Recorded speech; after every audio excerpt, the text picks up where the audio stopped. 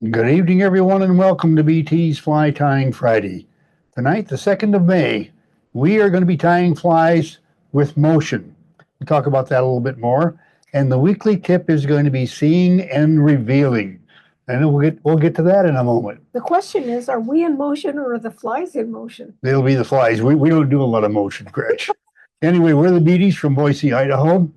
And tonight, my lovely wife starts with a fly, but I need to explain a little bit about this flies in motion. You're not going to see patterns tonight. We're going to tie some flies, of course, but our purpose in constructing these flies is to run them through the 5 mile bar pool, which we'll set that up here in just a moment. That's the water tank we have with water flowing through it to see how different materials react in the current. And we basically learned over the years that you get okay, life, emotion denotes life, and that seems to help in catching fish. And there's two ways of getting that motion. Some of it's natural from the material, and some of it's from the material and what you do to it to make it provide motion. We're going to show you an example of each. And Gretchen's going to start tonight with a fly that looks like that. Now, I know that looks like a train wreck. And in fact, that's a good name for it, the train wreck. Huh? Yeah, right. Anyway, but you're going to see that what we have there is all materials, including the chenille in the body, that they all will move in the water.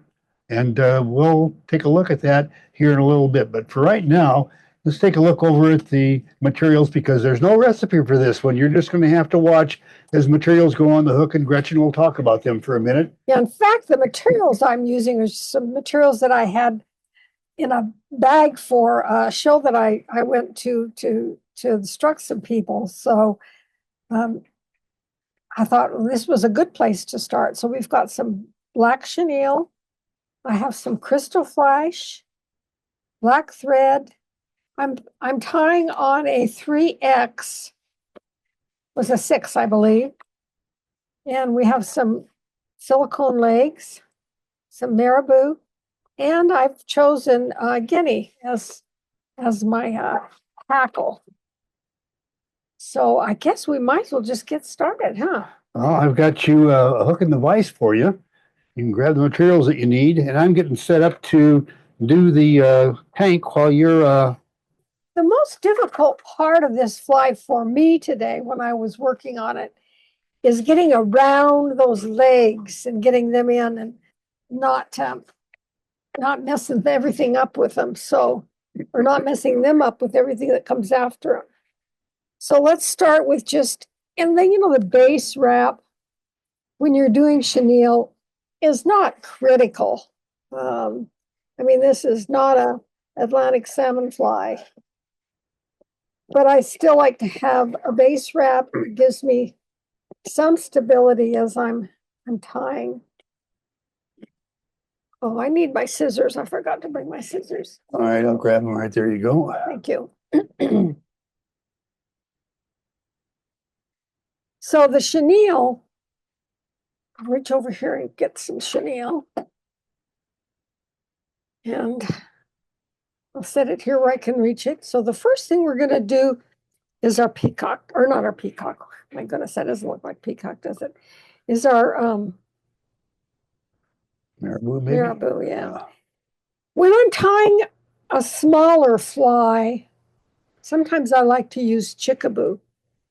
The problem that I have with this is when I just use the end of it for the size of fly, I think it's a little sparse maybe. So what I like to do is, if you take a look at the feather, right about here, the fibers aren't as long.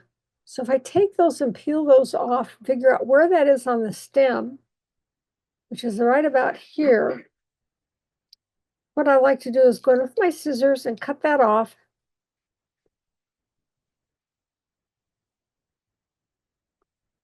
And don't take that away. I'm going to use that. Oh, okay.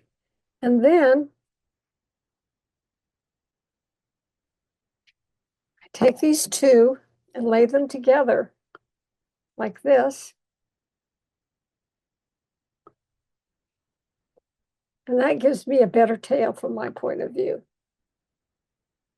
A lot fuller tail anyway. Yeah. So I'm going to measure it so it's the length of the full shank. So that's from the end of the bend to the eye, clear the front of the eye. Put it in place. And as you notice, I'm tying on towards the eye so that I can get some fullness to the body of this fly.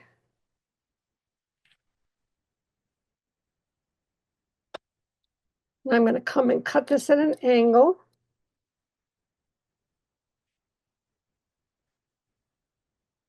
Come back and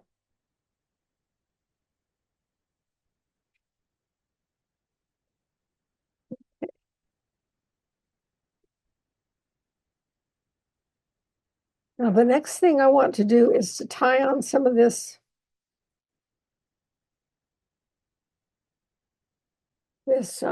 crystal flash.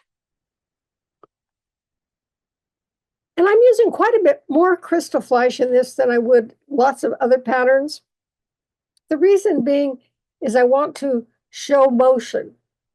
And I think crystal flash will attract light. And so its movement will be pretty significant. So let's go back here where I want to tie it on. Not here. And I'm just going to lay it on my thread. Pull it up. Whoop. That one got away from me, didn't it? Now what I'm going to do is, first of all, cut this off to length. That might be just a little long. Let's take a little more off. There, that's better.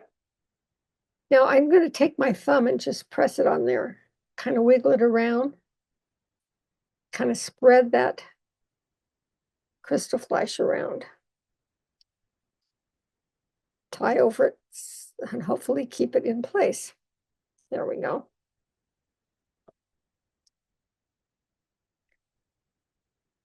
The next thing I'm going to do is to tie on.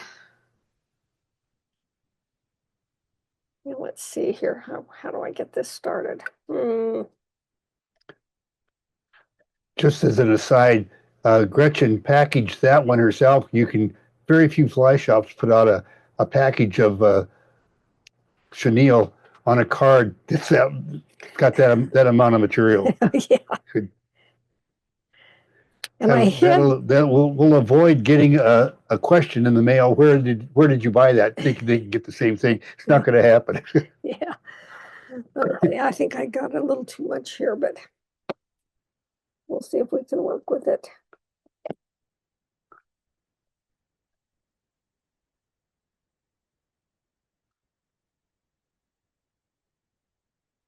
Now what I'm going to do is wrap chenille to about the first 1/3 about from the bend. So I'm going to get my thread out of the way and wrap the chenille. And I'm going to get it tight against itself. So I've got a nice full body. And I do that one way is as I come back around, I use my thumb to put pressure on it and kind of pull back towards the bend. That looks about right, doesn't it? Let's tie that off. Well, not tie it off, tie it down, I guess is what I'm doing. And now I want to get my legs out.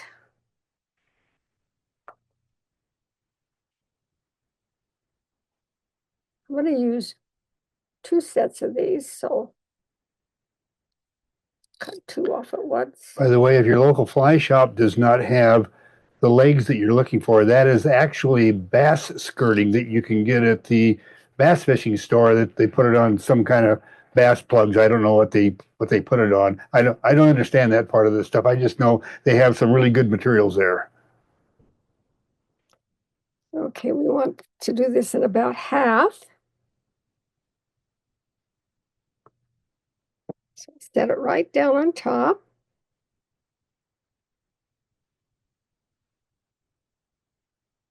Tie over that one.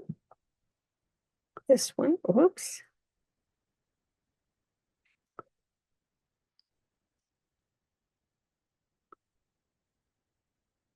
It's pretty good.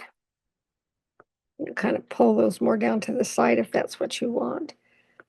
Now we'll get our chenille back in play here.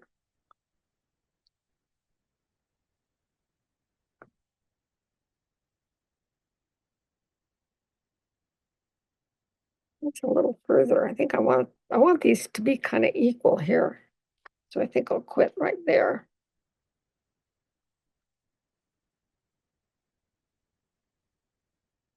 The chenille out of my way. And we'll repeat what I did before.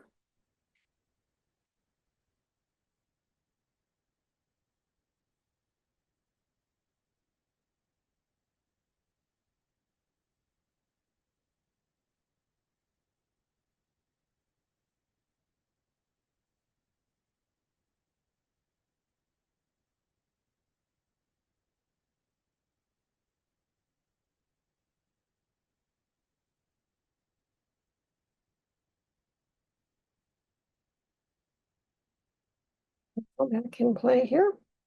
Just wrap. Tight wraps.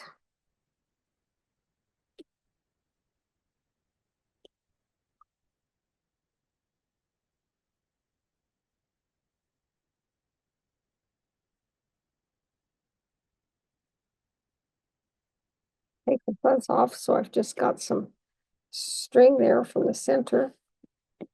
Wrap over it.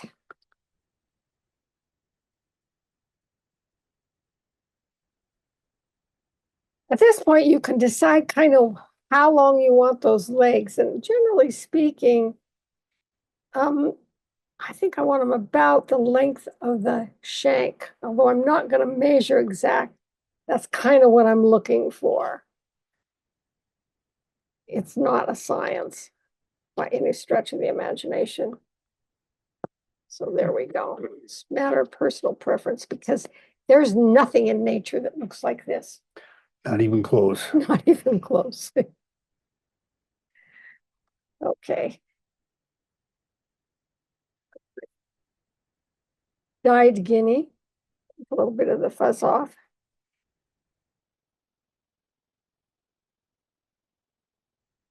Fold this guinea a little bit.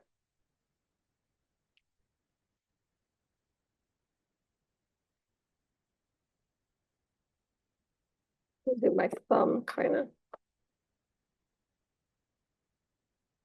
You know, you might think of all the years of time that I would be able to do that. I can't. Do you think she'd show me?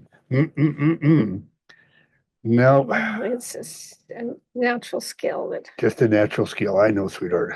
there's nothing I can do for you on this one. Actually, I shouldn't brag till I get this tied on because maybe it's not going to work, huh? And you never know.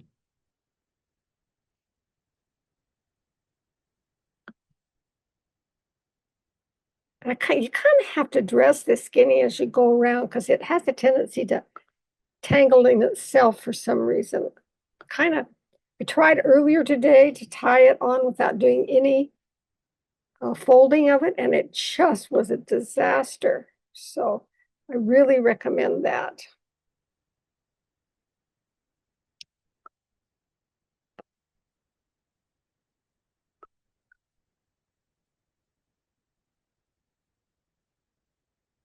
And I'm not doing this real heavy, as you probably noticed.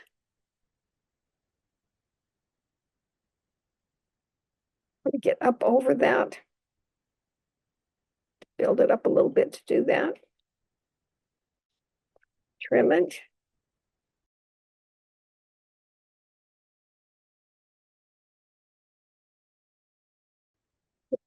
Finish. I do have a little thing sticking out there, don't I?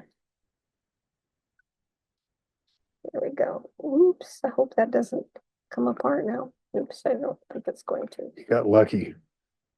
Yep. I know it's skill. I know you're going to tell me it's skill, of course. I think I'll do one more round of whip finish to kind of smooth that out a bit.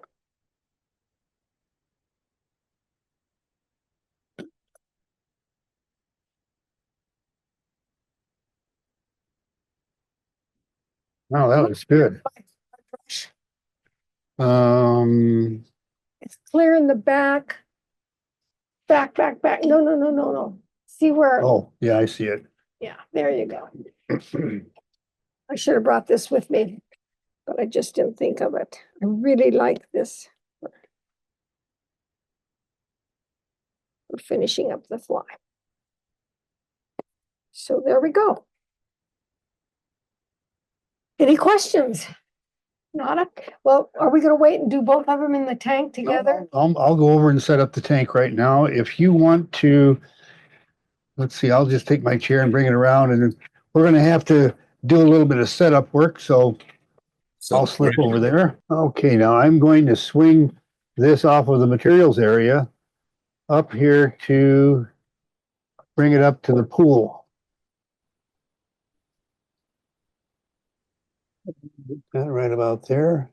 And the colors of this fly being absolutely nothing, it was just something that I thought would really show up in the tank. That's the whole thing right now, is we're trying to show you the motion. And let me, and I'll show you what I've got here. Let's go. I'm just holding this with something like this. It's just a long plunger type holder. One of the things that I found in these tanks, they look really great when you put them on a leader, but trying to keep the fly in front of a camera when it's on a leader is just virtually impossible. So I'm gonna punch Because it. we don't want the fly moving, we just want the materials. We want the materials, and you can see that what's happening to these materials. They're all over the place, and that talk about driving a fish crazy. And we already know that a woolly bugger type fly, and that's what this is sort of like, is going to have a lot of motion. Put the rubber legs on, and that doesn't hurt anything. Though I will tell you a funny story about that. I'll get up here in the other current, more towards the surface. And this is something we don't see when we're fishing this stuff. Even when you see a fly at the end of your leader as you're bringing it in through the current, it's still, what, 15, 20 feet of the way, and it's a 1 inch long, something that you're seeing from 15 feet. It very seldom do you see what the fish is seeing. Now, remember, when you're fishing this, it's on the swing, and it swings in and falls in place. And all of a sudden, one of the most effective things about fishing a swing fly is when it drops below you. If all of a sudden you let it drop like that, the materials will just go crazy. And I can't tell you how many fish I have caught after I do what I call the drop. Do you think a trout would take that fly? I'm thinking more, it might make a steelhead cranky. I don't know. Well, I tell you, this fly So a smaller version in a probably different would color. work for a bunch of different things. I'll tell you a funny story though about fish. Let me go back to this one that's in the vise. Okay, let me just turn this so you can see it a little bit better. You see those legs and everything? And that's a fly that very similar to some of the stuff that we fished in Montana. And especially in the fall when you were pounding the banks, that means you were running the drift boat down the river about 40 foot out from the bank, throwing your fly within about 6 to 8 inches of the bank and stripping it back towards the boat, and then just keep casting back to the bank. All right. And you can see those legs working in the current and under the strip pause retrieve as you were casting it. Drove the fish crazy, especially in the fall in the Montana rivers. So we moved back to Idaho. It had been a while since we'd floated any of the local rivers. If you wanted to scare the fish into the next doggone county, is put rubber legs on it and throw it to the bank and start stripping it. Oh, scared them into the next county. Totally different fish, whatever. I mean, they were all the same thing, but what excited those Montana fish didn't excite the Idaho fish the same way. Well, Don't ask me why. it's on the Madison pretty much when we were, Madison and the Yellowstone. yeah, when the brown trout were running. Mike says that it might be a good bass or pike fly. Very definitely. Very definitely. I might have to go up to the Bruno Dunes and see if I can excite some of those bass that I fished the whole day for and got nothing. So Al, I have a question on your tank. It looked to me like you were getting a reverse turbulent flow that pushed the marabou tail back over the fly. Oh, you do? Is that normally going to happen in a normal fishing situation or not? It depends on where the rocks are in the flow of the current. Okay, you're fishing rivers, not lakes. Okay, I, that's if I, okay, please don't take this wrong. I love you guys that like to fish still waters, but I would just about as soon work in the garden as fish still water. So we're going to talk a little bit about motion in a different light. And what I'm going to do here, though, is introduce you to some other materials that have motion. And I'm going to slip this fly that I tied, which it's questionable whether this is even a fly. Because if for you bass fishermen or worm fishermen who fish them for bass, the long worms, there's one right there that's got all kinds of flexi in that tail that I put it on the hook and I gave it a hackle. Probably could have done a better job, but I wasn't worried. It's only going to swim in the tank. And I'll tell you, that has an incredible swimming action in the water, as you've seen what they'll do. And in fact, I'm going to take my plunger here and hook it on. And we're just going to take it for a swim in the tank if you want to go to 4. Okay. Now let's see what this guy does.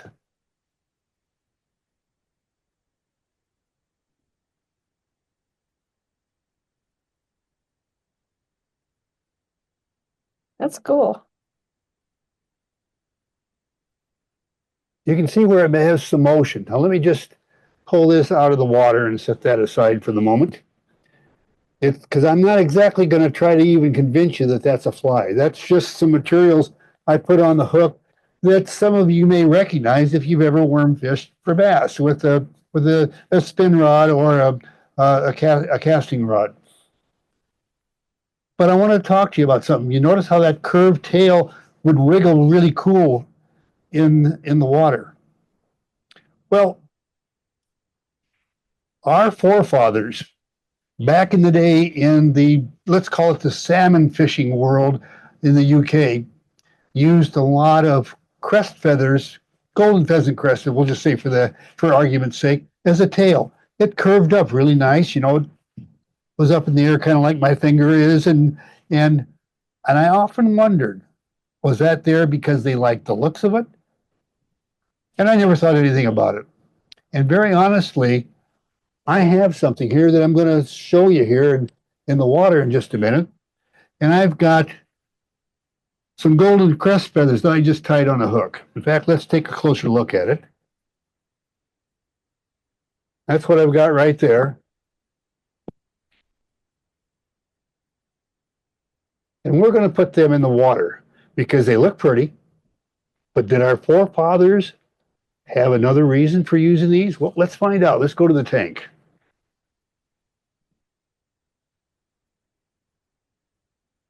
Oh dear. Do you think our forefathers really used those feathers not because they were pretty, but because they did stuff? Well, I submit to you that they understood moving materials probably a lot more than we even realized. But look at that. That's all over the place. Now, I tied those feathers on to accent my point. But still, they're moving all over the place. Well, let's tie a fly with that concept, if you will. I am going to tie this fly right here. And I've kind of got it all messed up. But this is the fly that I did come up with a recipe. It's a crazy wiggler. It didn't even exist until about 4 hours ago. So it's new on the planet.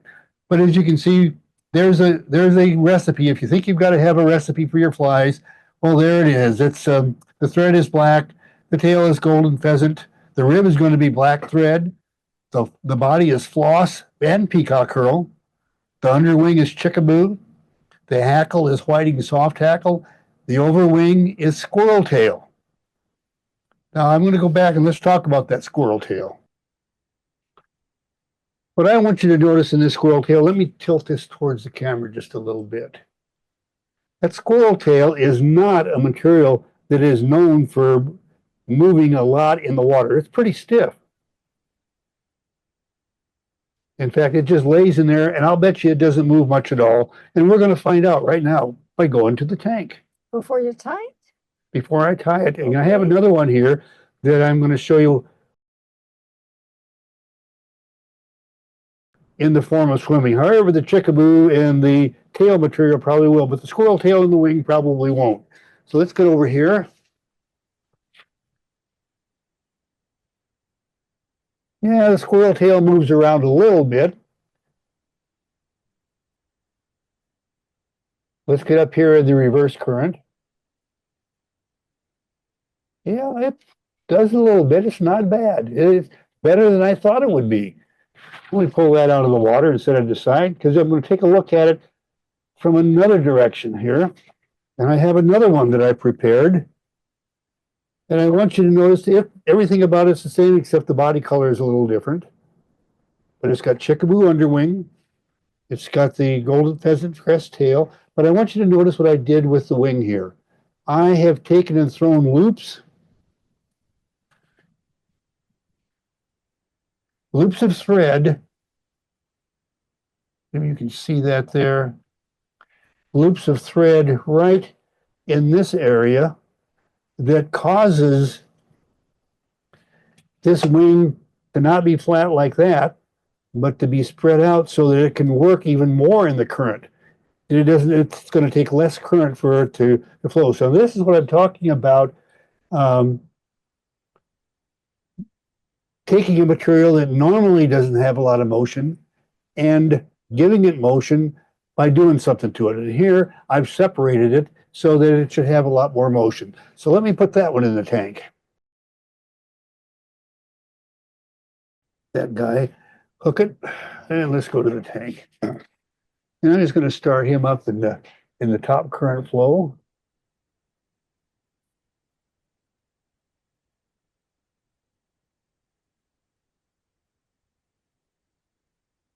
I like the way the wing opens up a lot more than the other one did. The other one just moved all as one bundle, and this one opens up more.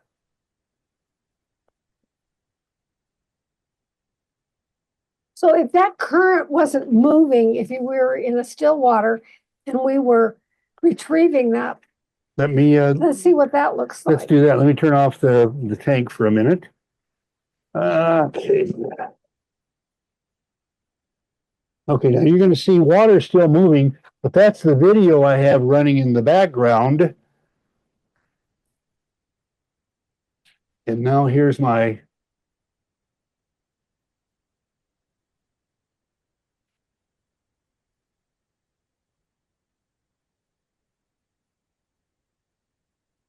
chickaboo per The crest doesn't do much, but the wing does. the crest. Well, okay, I move it side to side a little bit. I strip it a little bit.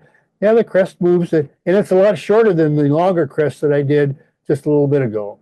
Let me. All right, let's hear what John Wright says. This is great. The plunger is probably causing turbulence, which is probably why you're getting reverse flow, called von Harman vortex sheet. And they've spoken like a true aerodynamicist. I was going to say somebody must have flown fighter jets in Vietnam. That's the only thing I can figure. Now, what I'm going to do is tie the fly that you just saw, the crazy wiggler. We're going to go ahead and tie him because we can't quite go through this whole presentation talking about motion and everything and not at least put some materials on a hook. I mean, that is what this is all about. You joined us tonight to see materials on the hook, not to watch water flow through a tank. Oh, and by the way, that picture in the background on the tank that you see there, it looks like water flowing in the background. It is. It's from a video that came from the Salmon River in Idaho. And what I did so that it wouldn't drive the focus on the camera crazy is I blurred it 20%. And then now the camera won't try to focus on it, and I can get it to focus on the fly and whatever else I try to do. But anyhow, that's what that all is right there. Well, he's kind of setting up. One of the things is we're going to be working a little more on some motion, but any suggestions that you have, you can send us an email and we're willing to put things in the tank. That's for sure. In fact, I'm going to start next week by some flies that Bill Klepper sent me a couple of flies, and we're going to run them through the tank next week. And next week, we're going to be moving into other construction things that you can do To get to, motion. to increase motion or to add motion to your pattern. We'll get more into that next week. That's what next week is for. But for now, let me get a hook in the vise. And I happened to find a stash of these that I had from way back when. I got these. Oh, some of you guys may recognize them. They're Bartley to salmon fly hooks, Partridge of Redditch. Got them from Alan Bramley, who was the managing director of Partridge when it was still at Redditch in England. We visited him, and anyway, interesting. One evening, I'm in my office at the phone company in Sandpoint, Idaho, and I was just getting ready to quit for the day. It was about 5:30, and getting ready to wind up and leave, and the phone rings. And it's this British guy, and it's Alan Bramley from the Partridge Hook Company in Redditch, England. Wanted to know if I'd join his pro team. I said, "Whoa, I'd love to. It's that would be great." He says, "Well, I'll send you some hooks and a few things like that. And are you coming to what was it, Chatsworth Angling Fair next year?" I said, "Well, yeah, we are. At least that's the plan." And he said, "Well, good. We'd like you to come to the factory." And we went to the Partridge factory when it was still in the UK, and that was quite a deal. But anyway, at 5:30 in the evening, we would talk for a bit. And I said, "Alan, wait a minute. It's 5:30 in the evening here. It must be about 1:30 in the morning where you are." He says, "Oh yeah, when I talk to you guys in other parts of the world, sometimes I have to get up at weird times." So anyhow, what a character though. What a trip to the Partridge Hook Factory. That's something for another time, but it was And if phenomenal. you ever get a chance to go to Chatsworth Angling Fair, it Oh. is worth the price. It's worth it, and big time. I'm going to start with some white thread. And that's because the color of my floss body is going to be a lot cleaner and truer if there we go, if I put white under it rather than the black of the hook. I'll just get that in place. And let me reach over here. And what I'm doing is some of those Bartleys, Al, are no longer made, so you might want to be careful about who you give them out to. I only give them to very dear friends, and I know that's why you're chiming in right now. Because I would never accuse you of anything, Jim, but anyhow, I'm going to get a crest feather off of this guy and tie it on for the tail. And I happen to have one already picked. I don't have to dig through it and waste your time watching me pick through this. And I'm just going to tie this guy on about like that. And I need to do a little spin of the thread. It's twisted up a bit.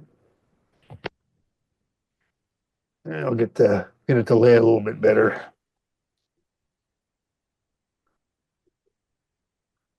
There we go. And now I'll just pull this out to where I want that. And I'll start wrapping forward. One of the things that I like to do when I put these on is get those wild guys out of the way, that I don't have any extra barbs getting in my way there. And I'm just going to wrap forward now.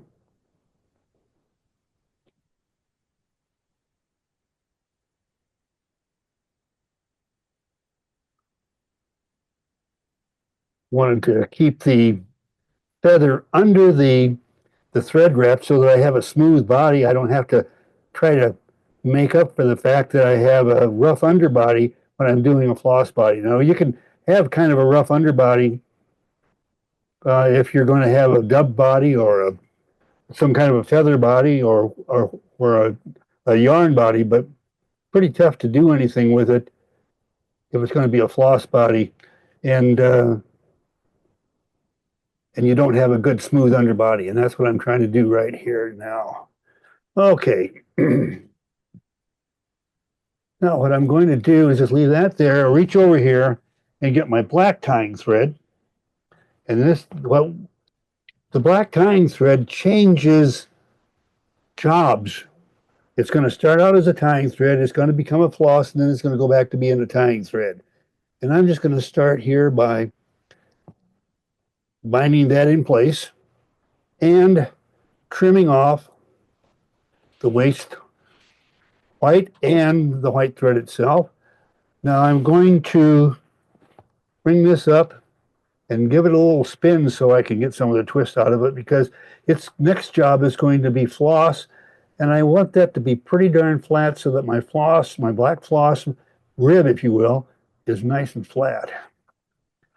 Okay, now I'm going to get back over here and get, in this case, I'm going to get orange stretched nylon, which is what I'm going to use for my floss body. And I'll just start right here at the front and start wrapping towards the back.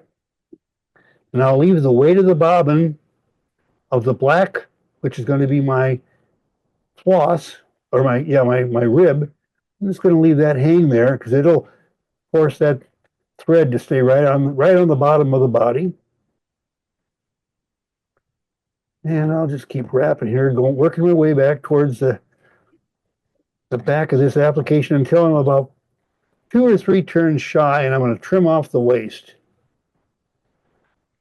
And I want you to notice, see how that's kind of that as it comes around, it keeps pulling that rib forward and keeps it right directly on the bottom of the hook. Anyway, so let me continue to go towards the back here, wanting to make sure that I have everything. Now I'll just come forward with the rest of the application of my floss. And just about to get that done. I'll come all the way forward here. All right, now I'm just going to whip finish that off.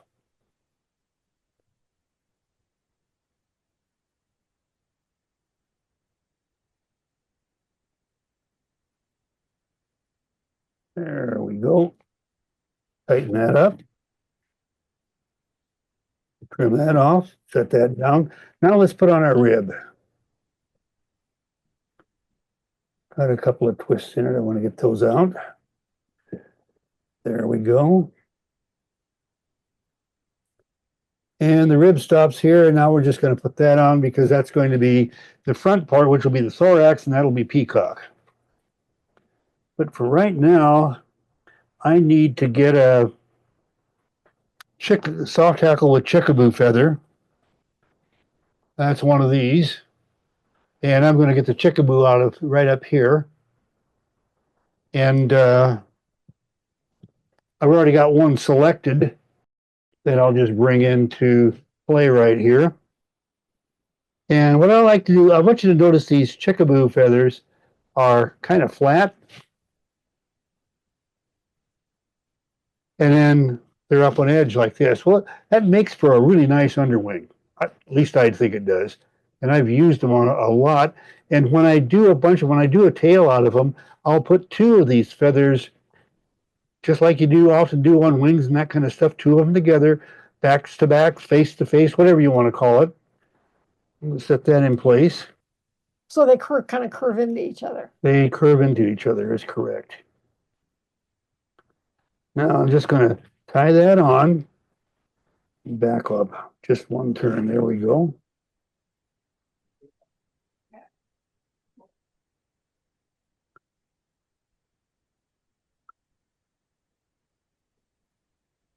Like what's the way that's laying.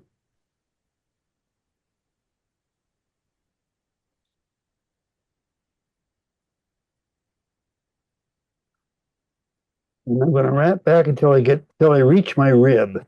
Now that's the rib right there, and I'm going to stop. Okay, perfect. Trim that out.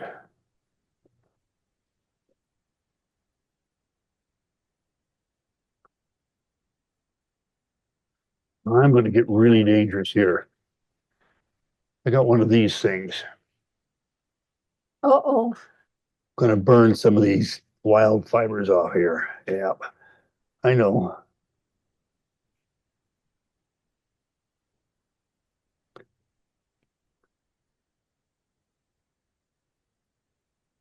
Just so I don't have to worry about trying to cover them up with peacock. All right, I better stop while I'm still ahead. Yeah, I was just gonna say that. It's a good time to quit before I really cause a wreck. All right, now I'll get my peacock and got a couple of them right here. I think two is about all I'm going to need. It's a pretty small area that I'm covering. So Al, I got a question for you. You go right ahead. You said you put two feathers together. Was that two feathers together, the chickaboo, or is Oh, that no, just this all I'm doing is making some movement in the water. If I were doing a real fly, yes, I would. If it was the okay? tail on a chickaboo bugger or something like that, it would be two feathers together. This is not. Okay. Thanks for that clarification.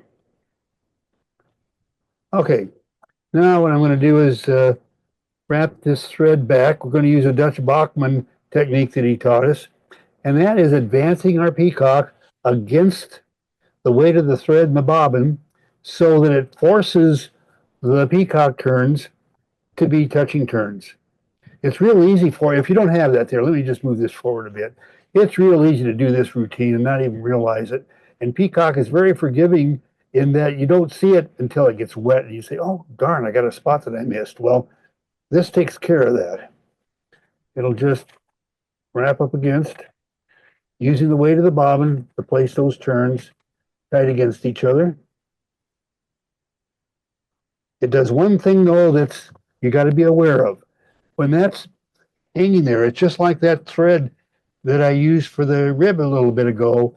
It is, as you wrap that peacock forward, that thread is not going around the hook. It's hanging on the underside up against those feathers. And well, before I wrap it, I really need to take a couple turns around the hook so that I can then bind the peacock off without having it slip from where it is on the underside there.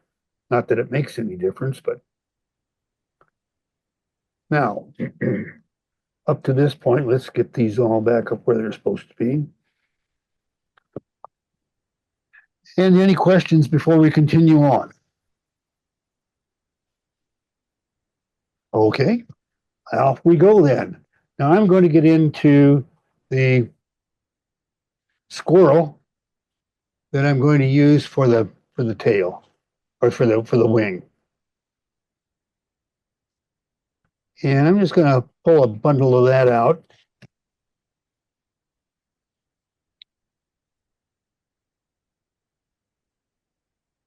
And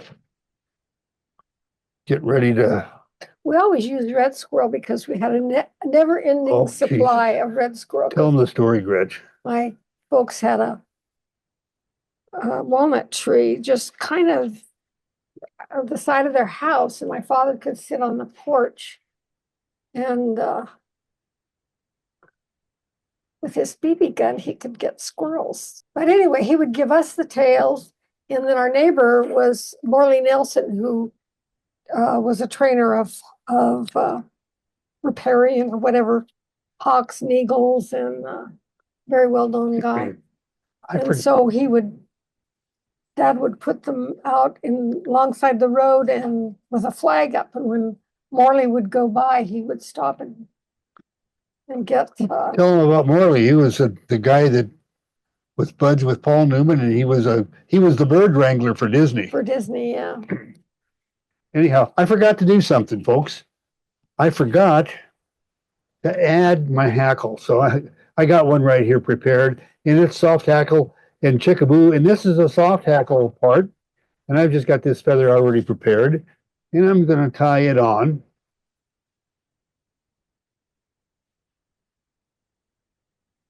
And pull that back just like that, and then trim off the waist. And start wrapping my hackle.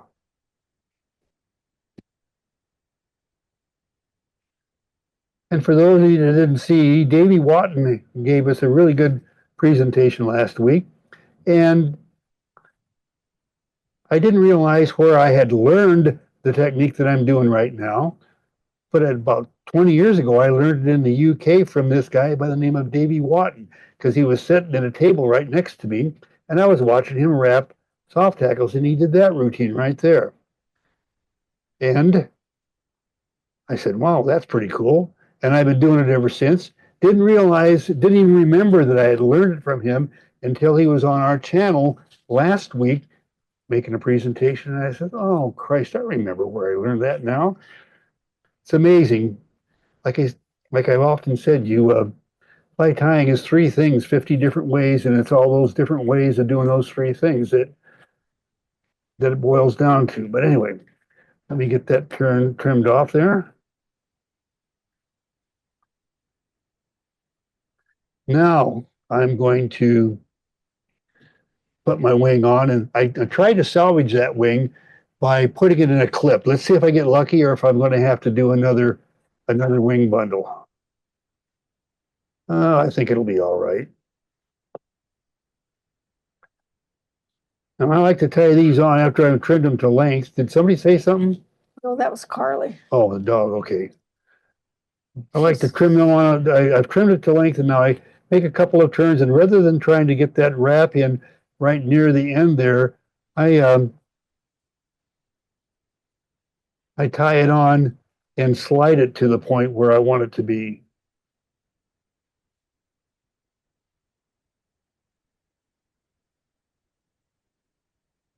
All right, now I've got that bound in place.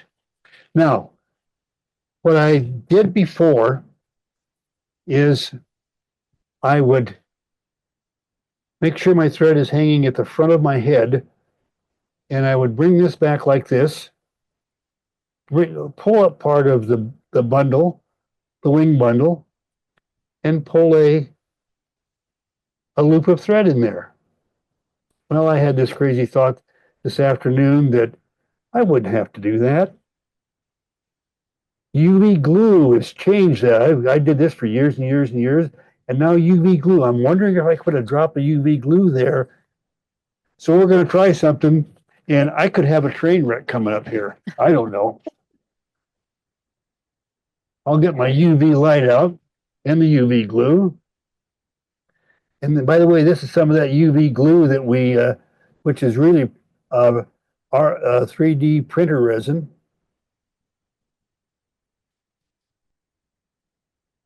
Okay. And now what I'm going to do is I've got to spread that out before I hit it with the light. Do they make that in fluorescent colors?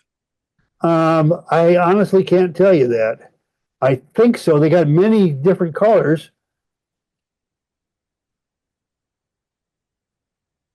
And I'm just wondering if this won't be a better way to fan these wings out than it is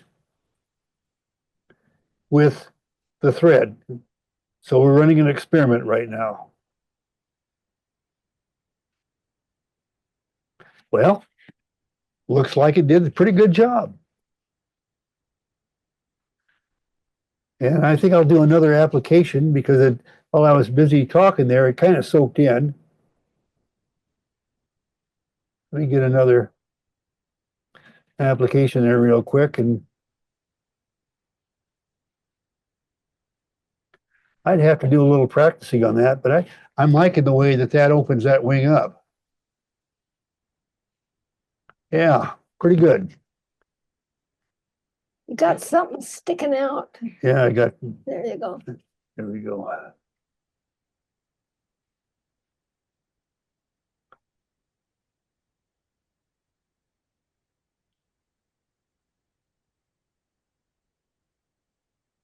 All right, let's do a whip finish on that.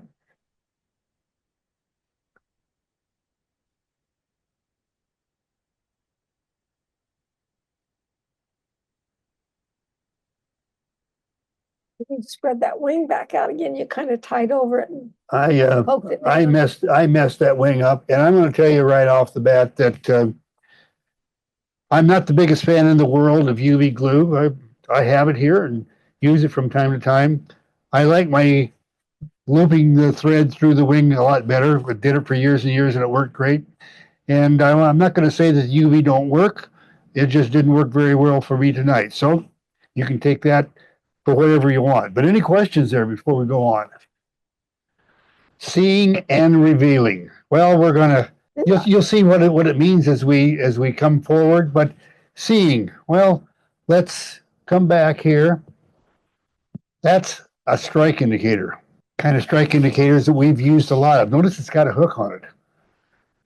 How many of you have been out fishing and you're drifting this nymph along with this little bobber type indicator, whatever you have on your tippet, and the fish hits the indicator? Don't need to raise your hands or speak up or anything. I know it's happened to all of you if you use indicators. And this is an indicator that I make, and we're going to use this as a lead in to the tips for next week. But we're going to show you some tips with tricks with indicators and hopper dropper type flies. But I'm going to show you how we make our fly that you see here, which is, well, it's an indicator. That's all it is just an indicator. And what we're going to use is some of this stuff. And to tell you that we've done a lot of it in the past would be a gross understatement. That's the supply that's left after having gone through one hell of a lot of it. I'll put this green down for now. And we would be happy to get rid of some of it. We're going to talk about that before we leave tonight. If anybody wants some of this stuff, I got a deal for you for a couple bucks. We'll just do it right now. Here, would you hold on to that, sweetheart? Here's an envelope that you can get for a couple of bucks. Got a bunch of it wadded up in it, stuck into an envelope. I'll just send it to you. You send me a couple of bucks if you feel like it. If you don't feel like it, it isn't worth it, don't send it. I'm just trying to get rid of this stuff so it don't end up in the landfill. Anyhow, so there it is. If you want some, there's the email address. Don't holler at me right now that you want whatever. Just send me an email so that I can do it. But for right now, though, I am going to take my spool of material and pull off some of it. What kind of material is that, Al? This is called egg yarn. And we've had a lot of eggs with it too back in the day. Well, we'll go back to this one. I'll just be holding this in my lap as I get ready to start tying. I'll lay this over the camera. That camera is good for something besides getting in the way. Get my glasses on. Take this out. Let's put a hook in the vise. And I've got some red thread here that I'll just start wrapping on at the front. And this is, at least this is a technique I use. And by the way, I want you to notice I'm using this longer hook for two reasons. I got a whole heck of a lot of these hooks, almost as many as I do of the extra as I do of the yarn that we're looking at right now. And it's also, as I've gotten older, I used to do this on about a size 12 hook. It would be just a little puff of material out there as a strike indicator. Well, as the years have gone by, the bigger indicators sure work better. All I can tell you. So anyway, we'll just bind that in place.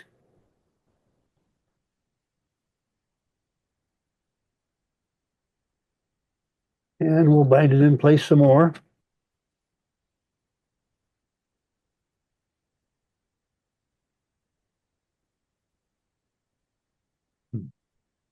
And a little bit more.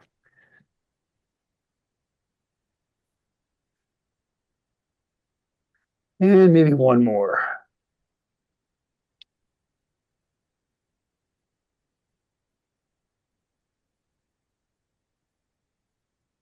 And let's trim off the waist. And I'll just wrap over that back end there and get it finished off.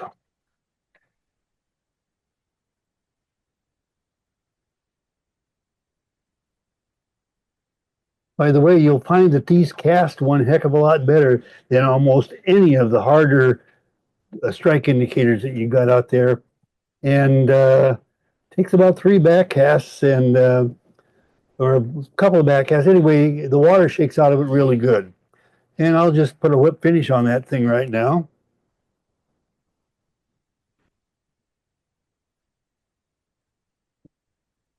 And we'll trim that off. Set that down. Would you put that big old spool over there across the room, Gretchen? I don't need that in my lap anymore. And now I'm just going to finish off this strike indicator.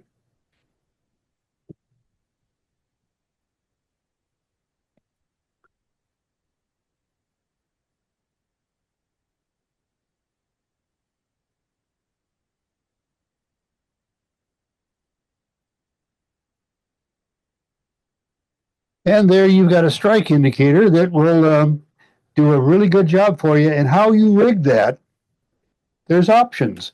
We'll talk about that next week. But here's what I wanted to talk about this week. And if you're kind of just ho-humming and you're thinking about going and getting an adult beverage or something like that, don't. Listen up. Because this is a tip that comes from Lefty Kreh from way, way back when. It has served me like you can't believe through all of my years on the river since the time I learned it from him in the 90s. Gretchen and I attended a number of shows in Europe, and Lefty was at one of them in the Netherlands. The fly fair. Fly fair in, let's say 94. I think they were every even year, so let's say 94. And Lefty Kreh was there, and we've always been friendly with Lefty. And he always called me kid. I don't know why, but of course he was a bunch older than me. So, but anyway, he called me kid. And kid, do this. And, hey, kid, did you see this? And da, da, da. Anyway, after the fly fair, the people that put on the show really appreciated the fact that we'd come over there and help them make their show a success. And so they would get a small bus and organize a tour of their country and take us to places. Well, anyway, one of the places the bus stopped this particular day was at this kind of a park that had a pond out in the middle, and there was, of course, tulips everywhere, which is pretty common for the Netherlands. And we were walking out through there, and Lefty and I were just chatting about some stuff, and he says, "Hey, kid, you know what natural polarization is?" Huh? No. He said, "Do you use polarized glasses?" I said, "No, I hate the darn things. I have them and use them sometimes, but yeah, I know what they do." He says, "Well, natural polarization. Let me explain it to you." Okay, now, for all of you, I'm looking straight at you, and the sun, Paul already griped about the sun coming from right up there in on my shirt, right? Okay, so the sun is up there. Locate the sun in the sky. Turn 90 degrees to the right or to the left, and looking into the water is natural polarization. You'll see as good as you'll ever see with polarized glasses if you go at the sun, into the water. You have perfect look right through that water and can see what's in it. Into the sun the other way, 90 degrees, looking straight into it. And I'm going to explain to you, not only did I learn that from Lefty, but the fish on the river, they learned it, that it was a really perilous thing because the eagles flying up above, I'd watch those eagles circle and circle until, boom, they would zero in on that 90 degrees to the sun, and that's when they'd go on the hunt. You could see those eagles circle and circle and circle, and boy, you knew when they were on the hunt. If I had been more observant in my younger days, I might have figured this out. That because it would only be going a certain direction when they would go on the hunt. And the rest of the time, they were just circling around doing whatever. Whatever eagles do. Whatever they do when they're circling around. All I can tell you is do this. 90 degrees to the sun, 90 degrees to the sun, and you're looking right straight into the water. Cannot tell you how many times that's bailed me out. And especially when I was a guide working in a drift boat, I could see stuff, especially when I was sitting lower than the client. Even when they had polarizing glasses on, I was picking up. I Al, don't know. I don't know. All I can tell you is that this has been one of the most important tools in my fly fishing career starting in the mid 90s. Well, that's it. We're moving into now where you are part of the program. And Evelyn, we're looking at Evelyn's art, and she did a beautiful job on that fly of yours, Gretchen. Looks good. Love that a lot. Thank you. And here's Al's.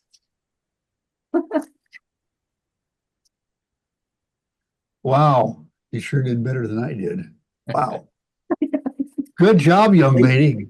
Good job. You got Thank that. you. Good job. Yes.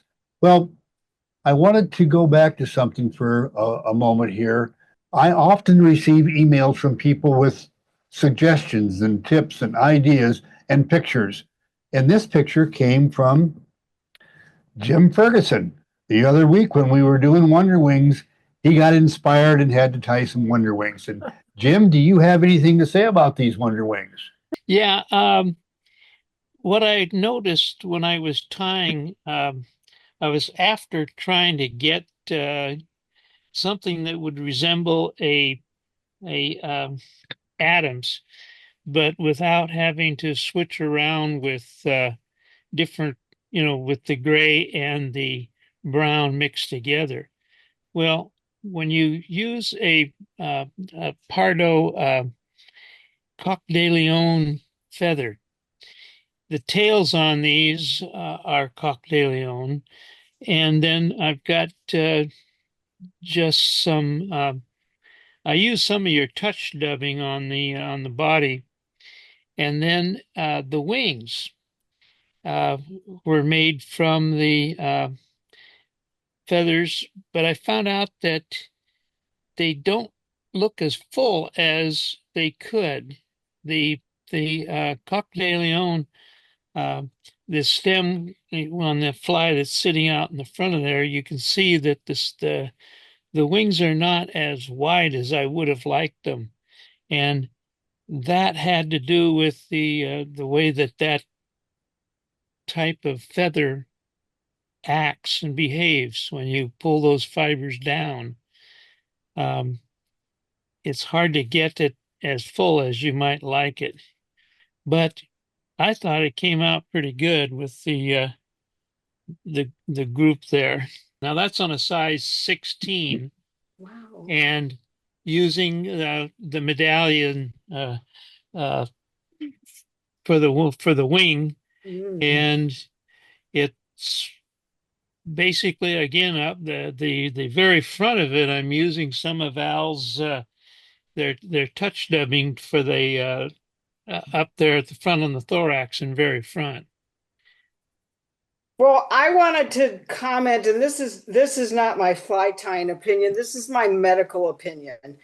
Just a Every minute. time I see somebody holding a UV light such that their fingers are getting zapped, it makes me cringe because this UV is relatively new.